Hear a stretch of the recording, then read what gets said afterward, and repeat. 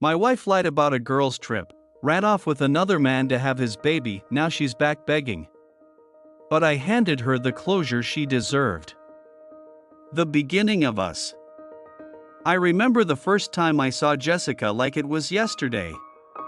It was a crisp autumn evening during my senior year of college, the kind of night where the air feels electric with possibility. We met at a mutual friend's party, a gathering filled with laughter, music, and the faint smell of pumpkin spice from a nearby cafe. Jessica had this radiant smile that lit up the whole room, and the moment our eyes met, I felt an unexplainable pull. We started talking, and it was effortless. She was studying psychology, passionate about understanding human nature, while I was deep into finance, crunching numbers and dreaming about a corporate career. Our worlds were different, but somehow they meshed perfectly.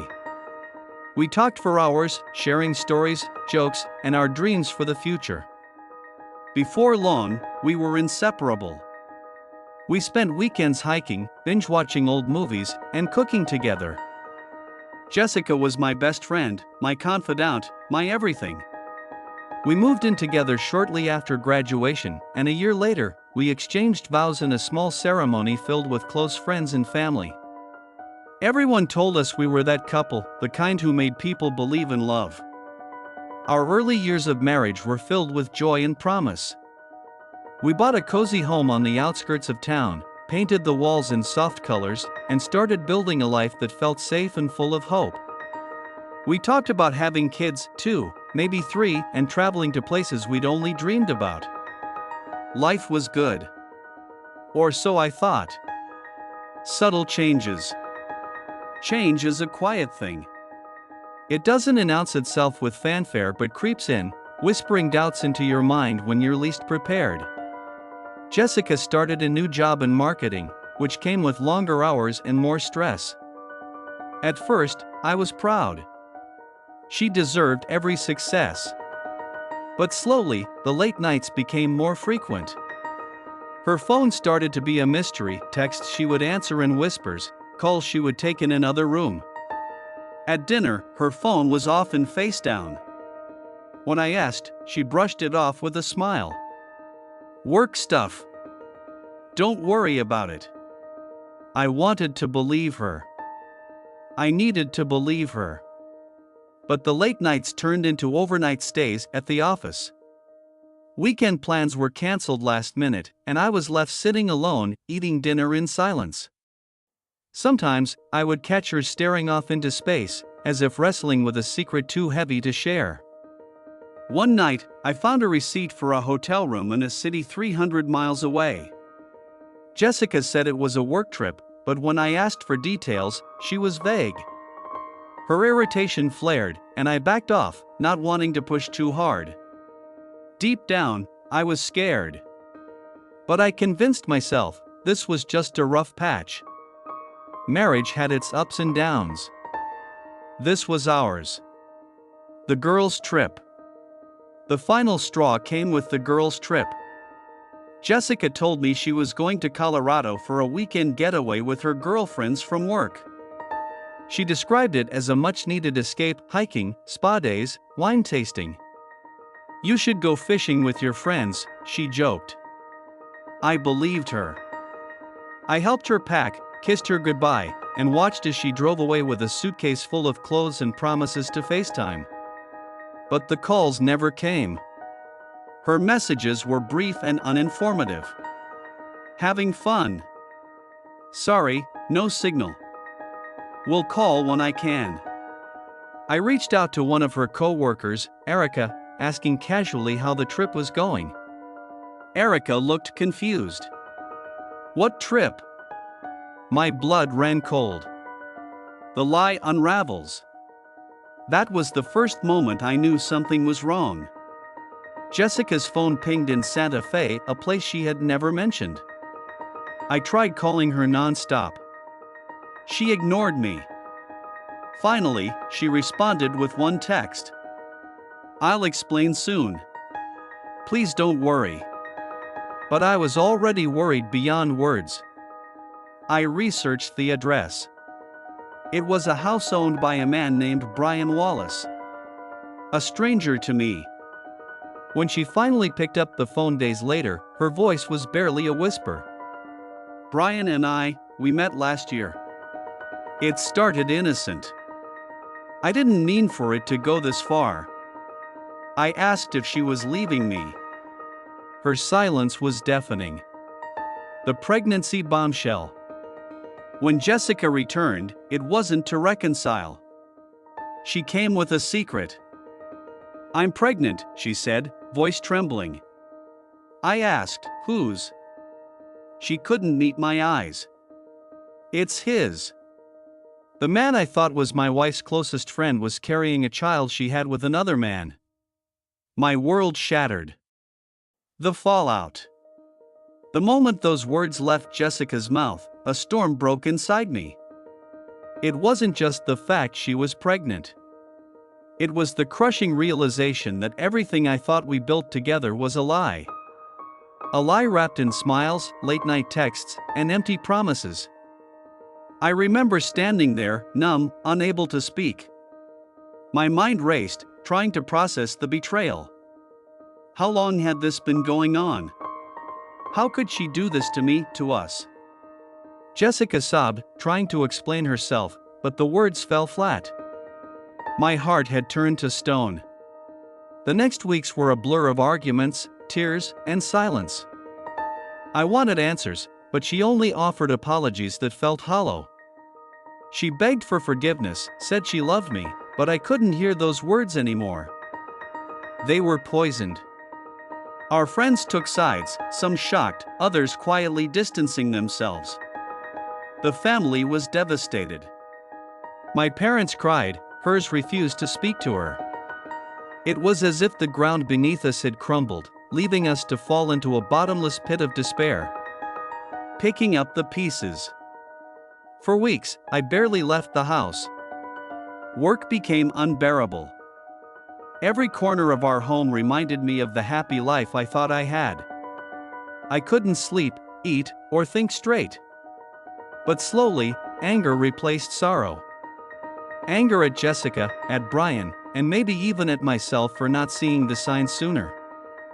I started seeing a therapist, trying to make sense of the chaos. I joined support groups for betrayed spouses. I read stories of others who had been broken and rebuilt themselves. I realized I had a choice: drown in the pain or fight to reclaim my life. With trembling hands, I filed for divorce. The legal process was grueling. Jessica resisted, saying she wanted to work things out for the baby's sake. But I knew some wounds are too deep. A new beginning. Divorce was the hardest thing I ever did. But it was also the beginning of rediscovering myself.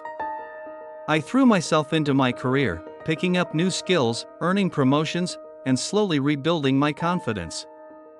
I reconnected with old friends and made new ones.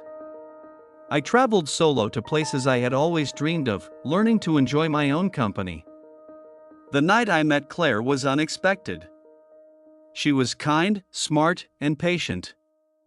She listened without judgment and helped me believe in love again, not the fairy tale kind, but the real, messy, beautiful kind. We didn't rush. We took small steps. Every laugh, every hug, felt like a victory over the past. Jessica's return. Just when I thought the past was behind me, Jessica came back, not alone, but with the child I never expected to meet. She knocked on my door one rainy afternoon, eyes swollen, voice pleading. I made mistakes, she said. I was scared, confused, but I'm here now. I want to be part of your life, of our child's life. I looked down at the baby she held, a tiny, innocent life caught in the crossfire of betrayal. Memories and pain surged through me. Could I forgive? Should I? Closure. In the end, I chose closure. I told Jessica that love isn't enough to erase what happened. I wished her well but made it clear that my new life, with Claire, with peace, was where I belonged. We arranged visitation for the baby. I would be there as a part of their world but not at the cost of my own healing. I learned that closure isn't about forgetting or pretending. It's about accepting reality, setting boundaries, and reclaiming your happiness. Jessica's chapter in my life ended, but my story, my true story, was just beginning. Legal battles and heartbreak. The moment I served Jessica with divorce papers, a cold wave of finality washed over me. The house that once held our dreams now felt like a battlefield. Every conversation was a negotiation, every glance, a reminder of shattered trust. Jessica insisted on custody of the baby. I wasn't naive, I knew she wanted control, perhaps to punish me for walking away. My lawyer advised me to prepare for a long, grueling process. Court hearings became frequent, draining my energy and finances. The judge listened to both sides, but the reality was clear. Jessica's betrayal didn't erase the fact that I was willing to be involved, even as a stepfather figure. The baby, little Emma, became the center of our bitter dispute. I wanted to be there for her, but boundaries had to be set for my sanity and hers. The turning point. During one particularly tense hearing, I caught myself watching Jessica's face, exhausted, tear-streaked, vulnerable. I realized that beneath the layers of betrayal was a person who made mistakes, some terrible ones, but a person nonetheless. That moment softened something inside me. Forgiveness didn't come easily, but it opened a door to empathy. I started thinking about what kind of father I wanted to be, not what kind of husband I once was. Slowly, I carved out a role for myself in Emma's life, not as a replacement, but as a positive presence. Rebuilding trust in myself.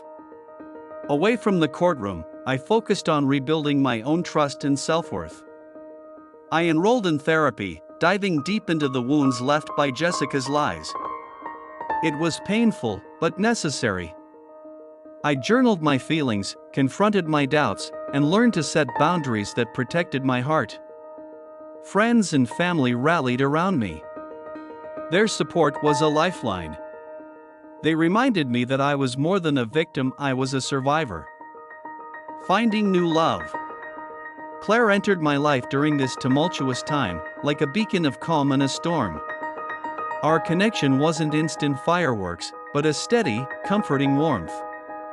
She understood my past without judgment and gave me space to heal.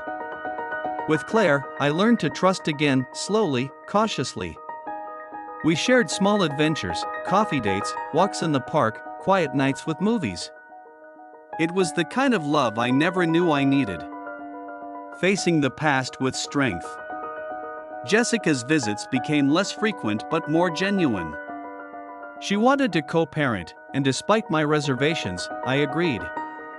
We communicated through texts and calls, always keeping Emma's best interests first. The baby, innocent and full of light, was a reminder that even in darkness, hope can grow. I realized that closure didn't mean erasing the past but making peace with it. The final goodbye. One afternoon, Jessica called. Her voice shaky, she said she was moving away far from our city. It was bittersweet. We met for coffee, exchanged a few words, and for the first time in years, there was no anger. Just acceptance. I wished her well, and she wished me the same. That day, I felt a weight lift, the last tie of pain severed. Embracing the future. Now, years later, I live a life I'm proud of. Emma is growing up surrounded by love from me, Claire, and her mother in her own way. I learned that betrayal doesn't define you. It's how you rise afterward that matters. My story is one of pain, yes, but also of healing, growth, and hope. And that's the closure I handed myself and Jessica. The quiet before the storm. The months before Jessica's betrayal came like a slow fading of color from a once vibrant painting. At first, I barely noticed. She seemed tired, distracted, but I told myself it was just the stress of her new job. I believed her when she said she needed space. I remember one night in particular, she was sitting on the couch, staring at her phone. When I asked if everything was okay, She smiled, but her eyes were distant. "Just work," she said. But I knew something was wrong. I tried to talk to her, but the conversations felt hollow. We drifted apart like two ships passing in the night. The day the truth hit. The day I found out about Brian was the worst day of my life. I sat alone in our bedroom, staring at her empty suitcase. I felt betrayed, humiliated, broken. That night, I couldn't sleep. I replayed every moment, every laugh, every touch, trying to find where the cracks had formed. Had I missed the signs? Was I too blind to see? The questions haunted me. Facing the mirror. I spent hours looking at myself in the mirror, searching for answers. I questioned everything: my worth, my judgment, my future.